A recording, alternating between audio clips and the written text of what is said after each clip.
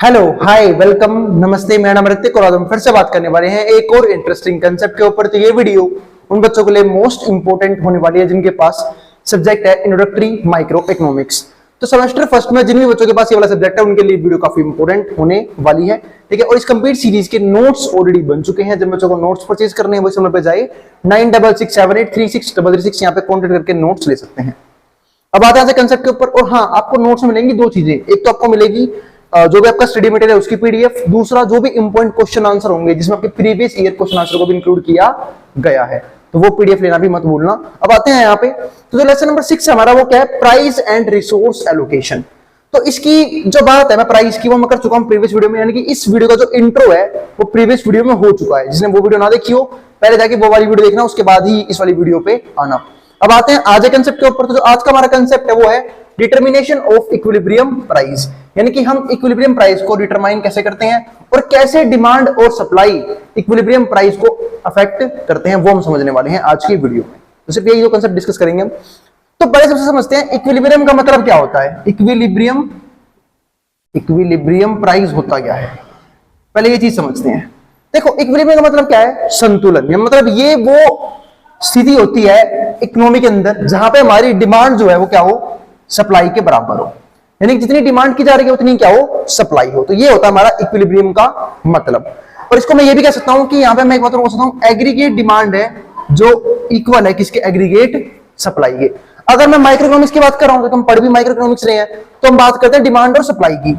लेकिन जब हम बात करते हैं मैक्रो की तो हम एग्रीगेट डिमांड और एग्रीगेट सप्लाई को कंपेयर करके चलते हैं। तो अगर इनमें से एक भी बात फुलफिल नहीं हो रही, फॉर एग्जांपल अगर मान लो डिमांड ज्यादा है सप्लाई से, तो भी हमारा अनइक्विलिब्रियम देखा जाता है, यहाँ पे इनइक्विलिब्रियम देखा जाता है इकोनॉमी के अंदर। और अगर एग्रीगेट डिमांड ज्यादा है एग्रीगेट सप्लाई से, तब भी यही देखा जाता है। तो अगर डिमांड फालतू सप्लाई से तब भी यही होगा, और डिमांड कम है सप्लाई से तब भी यही होगा।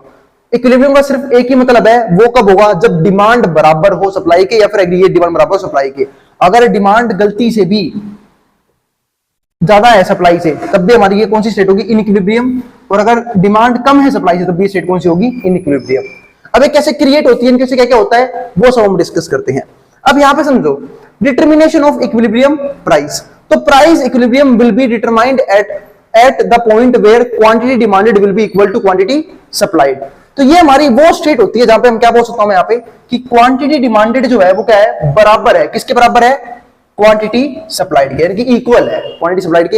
एनी चेंजेस इन डिमांड और supply of a commodity will result change in its price. और अगर किसी भी तरह का चेंज आया किस चीज में, या तो डिमांड में चेंज आ जाए या फिर सप्लाई में चेंज आ जाए, तो चेंज किसको करेगा, यहाँ पे हमारे प्राइस को। अब कहीं यही नहीं पता होगा डिमांड क्या होती है सप्लाई क्या होती है, भाई उसके लिए मैं हमेशा ये बात बोलता हूँ कि वीडियो को आप लोग सीरीज वाइज देखते हुए करो। मतलब पहली वीडियो फिर दूसरी वीडियो, नहीं कि पहली वीडियो देखी फिर दूसरी वीडियो देख ली। डिमांड सप्लाई का मैंने प्रीवियस चैप्टर में डिस्कशन कर लिया है। इससे जो प्रीवियस चैप्टर था 5th चैप्टर, वहां पर हमने पूरे टॉपिक में सिर्फ डिमांड और सप्लाई के बारे में ही बात करी है। अब यहां पे समझते हैं इसके बाद प्राइस पर यूनिट। तो ध्यान रखना, अगर डिमांड में भी चेंज आ जाए या फिर सप्लाई में चेंज आ जाए तो इफेक्ट किसको करता है, हमारे यहाँ पे प्राइस को। अब हमारे पास टेबल है, अब इसमें क्या लिखा है वो समझते हैं, देखो ध्यान से। अब ये है प्राइस 50 रुपए, क्वांटिटी की डिमांड क्या हुई, सिर्फ 1000, लेकिन सप्लाई कितनी है मार्केट में, 5000। क्या कर रहे हैं ये प्रोड्यूसर्स, अब सोच के देखो ना, 1000 लोग खरीदने वाले हैं लेकिन बेचने वाले लोग कितने हैं, 5000। मतलब एक सिंपल सा होता है, खरीदी जाएगी सिर्फ 1000 क्वांटिटी, बेची जाएगी 5000 क्वांटिटी। तो भाई क्या होगा, मार्केट में चीज भरी पड़ी है, डिमांड से कर नहीं रहा, तो होगा क्या, प्राइस यहाँ पे कम हो जाएंगे। मतलब मैं पे क्या बोलता हूँ, ये क्या है, एक्सेस सप्लाई। ये भी गैस देख लो आप, प्राइस है 40 रुपए, क्वांटिटी डिमांडेड है 2000, यानी कि डिमांड कितनी है 2000 की इस प्राइस पे, और सप्लाई कितनी है 4000। अब हर एक सेलर क्या चाहेगा कि मेरा प्रोडक्ट बिक जाए या फिर मेरा प्रोडक्ट बिक जाए, तो प्राइस क्या होंगे यहाँ पे, कम होंगे, प्राइस विल फॉल। क्योंकि प्राइस फॉल क्यों होंगे, क्योंकि भाई इस प्राइस पे सिर्फ इतनी क्वांटिटी डिमांड की जा रही है। अगर आप प्राइस कम नहीं करोगे तो आपके प्रोडक्ट यहाँ पे नहीं बिकेंगे। और हमेशा की बात ध्यान रखना, प्रोड्यूसर का हमेशा लॉस कब होता है, जब या तो वो डिमांड को फुलफिल नहीं कर पा रहा, दूसरा लॉस कब होगा उसे, जब उसके पास स्टॉक बच जाएगा। क्योंकि मान लो मैंने जैसे 100 मार्कर बना दिए, 10 मार्कर बेच पाया, अब 90 मार्कर खुद यूज करूंगा क्या मैं, तो सिंपल सी बात है वो क्या होगा, वो लॉस के इक्वल ही काउंट किया जाता है। इसलिए आपने देखा होगा जब बहुत सारी ऑटोमोबाइल कंपनीज बोल रहा हूं मैं यहाँ पे, जो बहुत सारी वो है सेलफोन कंपनीज हैं, वो कोई नया फोन लॉन्च करती है, उसके बहुत सारे स्टॉक बच जाता है। मैंने देखा होगा उसका प्राइस है ना टाइम तक कम होते रहते हैं, जैसे ही वो आउटडेटेड होता है उसके प्राइस हमेशा होते हैं कम होते रहते हैं। क्यों, क्योंकि वो स्टॉक में अभी भी बाकी होते हैं। किनके पास, प्रोड्यूसर्स के पास। अब आगे समझते हैं। तो ये तो दो केस थे हमारे, किसके थे, एक्सेस सप्लाई के। और जब सप्लाई केस, जब सप्लाई ज्यादा होती है तो क्या होता है, प्राइस विल फॉल। मतलब ये केस था जहां पे सप्लाई क्या थी, ज्यादा थी, किससे, डिमांड से। अब आता है हमारा अगला केस, देखो प्राइस है 30 रुपए, क्वांटिटी डिमांडेड है 3000 और क्वांटिटी सप्लाइड है 3000। यहां पे कोई दिक्कत नहीं है, यहां पे उतनी ही सप्लाई की जा रही है जितनी डिमांड की जा रही है, यानी कि डिमांड किसके बराबर है, सप्लाई के बराबर है। ये हमारा स्टेट क्या होता है, इक्विलिब्रियम का। मतलब यहां पे हमारी इकोनॉमी क्या है, संतुलन में है, किसी तरह की पॉलिसी को लेके आने की जरूरत यहां पे नहीं है। इसे नेक्स्ट केस क्या है हमारे पास, प्राइस है 20 रुपए, क्वांटिटी डिमांड की गई 4000, लेकिन सप्लाइड कितनी है, 2000। और आपने यहां पे प्राइस में फर्क देखा, देखो ध्यान से, प्राइस जो है वो कम हो गया है। अब प्राइस जब कम हुआ है तो सिंपल सी बात है, क्वांटिटी डिमांडेड बढ़ेगी, क्योंकि प्राइस कम हुआ है, देखो डिमांड बढ़ गई है। यहां पे देखो प्राइस कम ही हुआ है तो डिमांड लगातार बढ़ रही है, डिमांड बढ़ गई है, लेकिन दिक्कत है सप्लाई तो कम होगी ना उसके हिसाब से, क्योंकि हम जानते हैं कि प्राइस और डिमांड में कैसा रिलेशन होता है, नेगेटिव रिलेशन। तो अगर प्राइस कम होगा डिमांड बढ़ेगी, लेकिन यहां पे हम ये भी बात जानते हैं कि प्राइस और क्वांटिटी सप्लाई में क्या होता है, पॉजिटिव रिलेशन। तो अगर प्राइस कम हो तो क्वांटिटी सप्लाई क्या होगी, कम हो जाएगी। यहाँ पे देखो क्वांटिटी सप्लाई कम हो गई, डिमांड फालतू है। तो ये वाला स्टेट हो चाहे ये वाला स्टेट हो, देखो यहाँ पे हमारे पास 10 क्या है, प्राइस। अब प्राइस कम हुआ है, क्वांटिटी बढ़ा दी, पर सेलर तो कम करेगा ना, क्योंकि प्राइस कम हुआ है। अब जब प्राइस कम होगा तो क्या होगा, सेलर का प्रॉफिट मार्जिन भी कम हो जाएगा। और सेलर का प्रॉफिट मार्जिन कम होगा तो एक सिंपल सी बात है, यहाँ पे क्या होगी, यहाँ पे हमारे पास जब प्रॉफिट मार्जिन कम होगा तो क्वांटिटी को क्या करेगा, कम सप्लाई करेगा। तो यहाँ पे देखो एक्सेस डिमांड है, सप्लाई बहुत कम है, तो यहाँ पे डिमांड ज्यादा है सप्लाई से, और जब भी डिमांड फालतू होता है सप्लाई के तो क्या होता है, प्राइस विल राइज, यहाँ पे प्राइस राइज करेंगे। अब इसका बेनिफिट क्या होगा, जैसे ही प्राइस राइज होंगे तो होगा क्या, सप्लायर जो है चीजों को फालतू सप्लाई करेंगे, क्योंकि हम जानते हैं कि प्राइस और सप्लाई में क्या होता है, पॉजिटिव रिलेशन। क्योंकि सप्लायर खुश जाएगा, उसने देखा कि डिमांड मार्केट में क्या बहुत ज्यादा है, सप्लाई तो नहीं होनी रही, तो प्राइस बढ़ेगा, प्राइस बढ़ेगा, सप्लायर और ज्यादा सप्लाई करेगा। क्यों, क्योंकि प्राइस बढ़ेगा तो प्रॉफिट भी क्या हो जाएगा, बढ़ जाएगा। तो ये था हमारा ये टेबल, जिसमें हमने ये समझा कि कौन सा स्टेट होता है इक्विलिब्रियम का, कौन सा स्टेट होता है हमारे पास यहाँ पे डिसइक्विलिब्रियम का।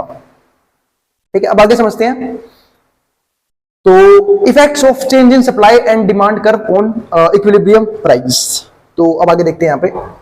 उससे पहले ये कर्व देखो, ये कर्व मैंने सिर्फ बताया, देखो ये हमारी डिमांड कर्व, ये हमारा सप्लाई कर्व। यानी कि मैं एक बात तो यहाँ पे बोल सकता हूं कि जहां पे डिमांड और सप्लाई कर्व एक दूसरे को इंटरसेक्ट करे, एक दूसरे को काटे, वो जो हमारा स्टेट होता है ना, ये जो स्टेट है, इसको हम बोलते हैं इक्विलिब्रियम। ये हमारे पास क्या है, ये देखो, ये जो बनेगी ना यहाँ पे, ये बनेगा हमारा इक्विलिब्रियम प्राइस, ये बनेगी हमारी इक्विलिब्रियम क्वांटिटी, और ये बनेगा हमारा इक्विलिब्रियम पॉइंट। इससे ऊपर जब आप जाओगे तो क्या होगा, सरप्लस और एक्सेस सप्लाई। ये जो है ना, यहाँ पे क्या है, सप्लाई ज्यादा है किससे, डिमांड से। ठीक है, और यहाँ पे अगर देखोगे तो यहाँ पे क्या होगा, प्राइस कम होनी चाहिए, और यहाँ पे देखो, यहाँ पे क्या है, डिमांड ज्यादा है किससे, सप्लाई से, एक्सेस डिमांड, इसलिए प्राइस ऊपर बढ़ेंगे। तो ये हमारे पास एक ऐसी स्टेट है जिसको हम क्या बोलते हैं, इक्विलिब्रियम। अब आते हैं उस तरफ। तो effects of change in supply on demand curve on equilibrium price. अब यहाँ पे क्या है, effects of change in supply, यानी कि सप्लाई में क्या इफेक्ट पड़ रहा है, and demand curve on equilibrium price. अब पहला पॉइंट देखो, effect of changes in demand curve on equilibrium price, यानी कि डिमांड में चेंज कैसे इक्विलिब्रियम प्राइस को चेंज कर देता है, वो हम समझते हैं। अपने ग्राफ देखा, ये हमारे पास सप्लाई है, ये कांस्टेंट है, सप्लाई में चेंज नहीं हो रहा, ये हमारी डिमांड है। अब हुआ क्या है, समझो, पहले डिमांड थी D1, जब डिमांड D1 थी तो हमारे पास ये हो गया, हमारे पास यहाँ पे P1 प्राइस, ये हो गया Q1 क्वांटिटी। अब डिमांड बढ़ गई, हुआ क्या, डिमांड बढ़ गई। अब डिमांड बढ़ गई, सप्लाई तो कांस्टेंट ही थी, अब डिमांड बढ़ी है तो होगा क्या, डिमांड के बढ़ने से क्या होगा, प्राइस राइज करेंगे, प्राइस बढ़ेंगे। तो डिमांड राइज किया, डिमांड कहां पहुंच गया, D1 से D2, इसको बोलते हैं डिमांड में चेंज आना। वो भी कैसा, देखो राइटवर्ड शिफ्ट आया है। राइटवर्ड शिफ्ट का मतलब क्या है, डिमांड बढ़ी है, और अगर लेफ्टवर्ड शिफ्ट होता तो यूं होता, वो यूं जाता नीचे की तरफ, उसको हम बोलते हैं लेफ्टवर्ड शिफ्ट। जहां पे राइटवर्ड शिफ्ट आया है, जब राइटवर्ड शिफ्ट आएगा तो क्या होगा, यानी कि डिमांड बढ़ी है, डिमांड बढ़ी तो प्राइस क्या हो जाएगा, राइज कर जाएगा P1 से P2। अब प्राइस राइज हो गई P1 से P2। अब प्रोड्यूसर भी खुश हो गया, कह रहा मार्केट में भाई प्राइस बढ़ चुका है। प्रोड्यूसर बात कर रहे हैं आपस में, मार्केट में प्राइस बढ़ रहे हैं क्योंकि डिमांड ज्यादा थी। अब प्राइस बढ़ रही है तो सिंपल है, क्वांटिटी सप्लाई भी करेंगे। अब क्वांटिटी सप्लाई करेंगे तो क्या हो जाएगी, क्वांटिटी सप्लाई ये हो जाएगी नहीं, Q1 से Q2। तो देखो शिफ्ट आ गया इक्विलिब्रियम में। पहले इक्विलिब्रियम पॉइंट ये था जहां पे सप्लाई को पुराने वाले डिमांड ने इंटरसेक्ट किया था। अब ये हो गया हमारा नया इक्विलिब्रियम पॉइंट, जहां पे इस वाले डिमांड करने सप्लाई को इफेक्ट किया है। इसको बोलते हैं क्या, शिफ्ट इन इक्विलिब्रियम। इक्विलिब्रियम में क्या आ गया, शिफ्ट आ गया।